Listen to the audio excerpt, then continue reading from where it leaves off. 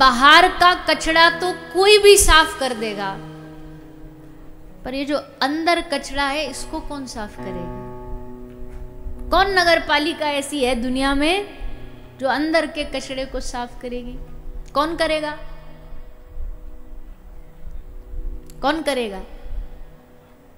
बोले ये जब जहां बैठे हो पंडाल में, ये प्रांगण, ये नगर पालिका ही है, ये मन की गंदगी को साफ करने के लिए बनाई गई है। बाहर का प्रदूषण फिर भी रोका जा सकता है, पर भीतर का जो प्रदूषण है इससे कैसे बचोगे? भीतर का प्रदूषण बड़ा खतरनाक है।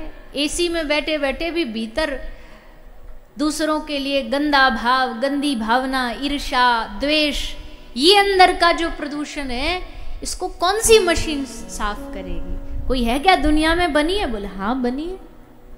आके देखो, सत्संग में बैठ के देखो, सत्संगियों से पूछ के देखो। सत्संगियों से पूछो तो बताएंगे कि भैया दुनिया में एक ही जगह ऐसी है। अच्छा, अब लोग कहेंगे ये सब बेकार की बात है ना, आप हमारे सामने मत करो। कहाँ गंदगी साफ होती है लोगों के मन की कथा सुन के? यहां से जाते हैं फिर वैसे ही हो जाते हैं। हम कहते हैं भैया ठीक है, यहां से जाके वैसे हो जाते हैं, मान लिया आपकी बात भी सही है, पर कम से कम जब तक 3 घंटे इस पंडाल में बैठे हैं, 3 घंटे दिन के, तो कम से कम भागवत जी ने हमको गंदी सोच, गंदी भावना से बचा लिया। यहां कम से कम जितनी देर बैठे हो, यहां तो मन यही रहेगा। क्रोध से बच जाओगे, ईर्ष्या से बच जाओगे, किसी से द्वेष करने से बच जाओगे। हाँ, एक आध कुछ ऐसे होते हैं महापुरुष जो यहां भी दोष देख लेते हैं, यहां भी द्वेष लेके ही आते हैं। एक मैया आई कथा में, बोली कहीं आई थी दूर से ट्रेन करके, तो बोली मेरी कल की ट्रेन थी पर मैंने कैंसिल करा दी, अब मैं कल नहीं जाऊंगी, अब मैं परसों जाऊंगी। तो मैंने कहा मैया हमारी कथा आपको बहुत अच्छी लगी लगता है, जो एक दिन और रुक गई आप। तो बोली हाँ, कथा बता तो सब ठीक ही ठाक है, उसमें क्या, सब एक ही भाव होता, सब एक ही कथा करते हैं। पर जब मैं कल आरती कर रही थी तो मेरे कोने में जो साइड में खड़ी थी उसने मेरे को कोहनी मार के आरती छीन ली। अब जब तक कल मैं उससे आरती ना छीन लूं तब तक ये जगह छोड़ के नहीं जाऊंगी। पहले मैं उससे आरती लूंगी और फिर परसों जाऊंगी। तो भैया कुछ ऐसे भी होते हैं द्वेष देखने वाले, वो तो कहीं भी देख लेते, पर कोशिश करिए, प्रयास करिए। यहाँ जितने भी हैं, वैसे भी बता रहे जैसलमेर छोटा सा ही शहर है, सबको चेहरा से ही जानते होंगे ज़्यादा तो आप, नाम से, चेहरे से। किसी से ज़्यादा प्रेम है, किसी से ज़्यादा स्नेह, किसी से कम है, आपस में सब जानकारी है। पर देखो यहाँ कथा में बैठो ना, तो अपना सारा रिश्तेदारी, सारा द्वेष, ईर्ष्या सब बाहर छोड़ करके आना। ये मंदिरों में भगवान की कथा में चप्पलें बाहर क्यों उतरवाते हैं? चप्पल उतारने का मतलब ये, जहां चप्पल उतार रहे हो अपना अभिमान, अपनी ईर्ष्या, अपना क्रोध यही छोड़ के फिर भीतर जाना, इसको संग मत लेकर के जाना।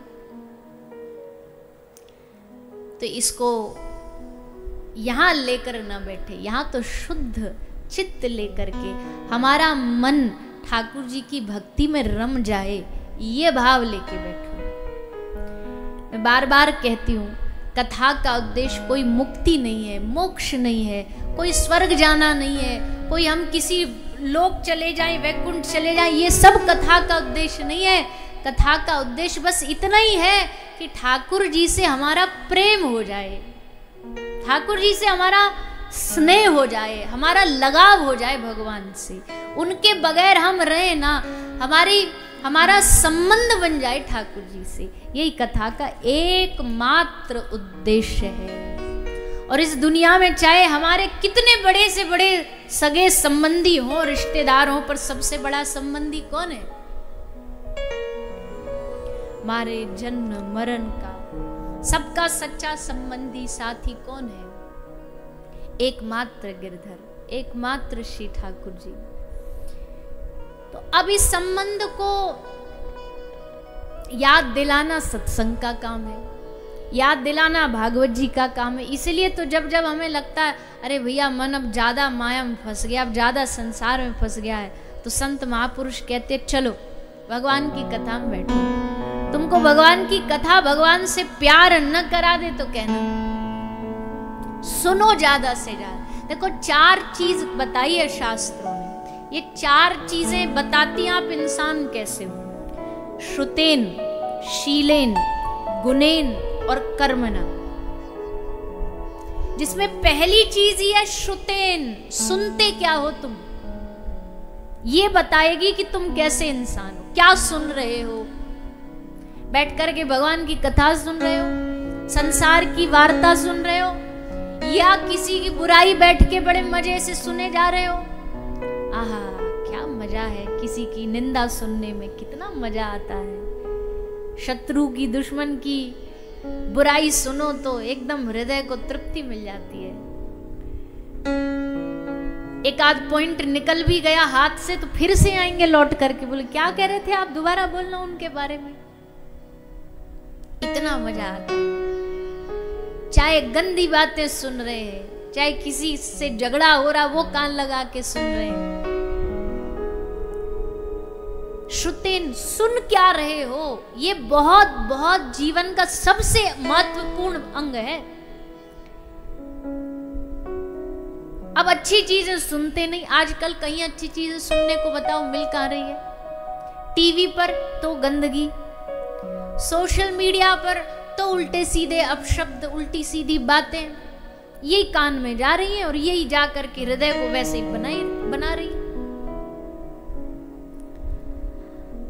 इसलिए श्रुतेन, सुनो क्या, यहां बैठे हो आप, इस बात का प्रमाण है कि चाहे हम भक्त हैं ना हैं या ना है, ये इस बात की गारंटी नहीं यहां बैठे कि भक्ति होंगे, पर इतनी गारंटी जरूर है यहां बैठे हो तो तुम भगवान का भक्त बनना चाहते हो, इसलिए यहां बैठे हो। कोशिश है, प्रयास है कि हे प्रभु कथा सुने और आपके भक्त बन जाए। बस सुनो। अच्छा, गांधी बापू के 3 बंदर थे ना, कौन कौन से, बोलिए ना, चलो इशारे से बता दो, मौन हो आप, इशारे से बता दो। अच्छा, बुरा मत सुनो, बुरा मत देखो और बुरा मत बोलो। गांधी बापू ये पद्धति से चलते थे। अब ये पद्धति तो है ही बहुत अच्छी, ये तो सब शास्त्र भी कहते हैं। अब इसके और एक कदम आगे बढ़ो कि बुरा नहीं सुनेंगे, बुरा नहीं देखेंगे, बुरा नहीं बोलेंगे, अच्छा सुनेंगे, अच्छा देखेंगे और अच्छा बोलेंगे। इन चीजों का प्रयास करेंगे। चलो सारा जीवन पता नहीं कर पाए पर 7 दिन तो कर लो। 7 दिन का चांस तो है ना, भगवान ने 7 दिन का मौका दिया, कोशिश करो।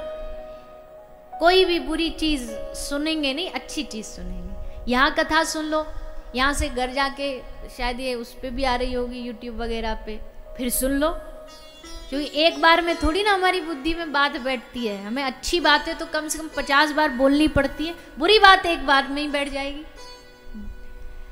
बुरी बात एक बार में बैठ जाएगी दिमाग में। जो याद करने न वाली चीज होगी ना, वो तो याद रह जाएगी, और याद करने वाली चीज पंडाल से निकलते भूल जाएंगे। तो घर जाके सुनो। फिर कोई और, आजकल तो भैया कोई भगवान की कथा गाने वालों की भी कमी नहीं है, लाइन लगी है एकदम। सब बढ़िया बढ़िया भगवान की कथाएं सुनाते हैं, खूब नाम प्रचार करते हैं। सबकी वाणियां सुनो, सबसे कुछ ना कुछ सुनो, सीखो, अच्छा देखो। अच्छे में क्या देखोगे? देखने वाली वैसे तो दुनिया में बहुत चीज है, देखने के लिए तो सारी दुनिया आप ही के शहर में आती है, सारी दुनिया आती है देखने के लिए। हमको क्या देखना है? या तो भगवान को देखो या भगवान के आश्रित संतों का, भक्तों का दर्शन करो, उनको देखो, उनका दर्शन करो। यहां पंडाल में बैठ के कथा सुनने का यही लाभ है। बोले भैया कथा तो हम घर में भी सुन सकते हो, पर घर में सुनोगे तो बस कथा सुनने मिलेगी, और यहाँ पंडाल में बैठ के सुनोगे तो कथा सुनने को भी मिलेगी और इतने सारे भक्तों का साक्षात दर्शन करने को भी मिलेगा। और ना जाने किस रूप में नारायण मिल रहा है, पता नहीं ठाकुर जी कब कहाँ कृपा कर दे, कब किस रूप में आ जाएं। दयानिधि नाम है उनका, कब दया कर दें पता नहीं। देखो, दर्शन करो, घर के अपने ठाकुर जी उनको रोज देखो, रोज उनका दर्शन करो, अच्छा सुनो, अच्छा देखो और अच्छा बोलो। अच्छा बोलने में क्या बोल सकते हैं? बोले देखो भैया हम और तो कुछ कर नहीं सकते, हमने किसी की बात सुनी थी, एक दो बार बोली भी है कथा में, हर आदमी को रोज, हर रोज, डेली, नित्य रक्तदान करना चाहिए, हर रोज रक्तदान करना चाहिए। बताओ कैसे? आप कहोगे जी हर रोज रक्तदान करेंगे तो हम तो बचेंगे ही नहीं, सूख जाएंगे सारे के सारे। बोले देखो रक्तदान वो इंजेक्शन से जो ब्लड निकाला जाता है, यहाँ वो वाले रक्तदान की बात नहीं की जा रही, वो तो समय पे जैसा डॉक्टर बताते वैसा करो। रोज रक्तदान कैसे कर सकते हो? हमने सुना है कि हंसने से और खुश रहने से खून बढ़ता है, तो रोज किसी को दो चार ऐसी अच्छी बात बोल दिया करो कि वो सुन करके हंस जाए और उसका खून बढ़ जाए, हो गया रक्तदान। रोज की रोज अपना रक्तदान करते जाओ, हर रोज कोई अच्छी बात बोल दो।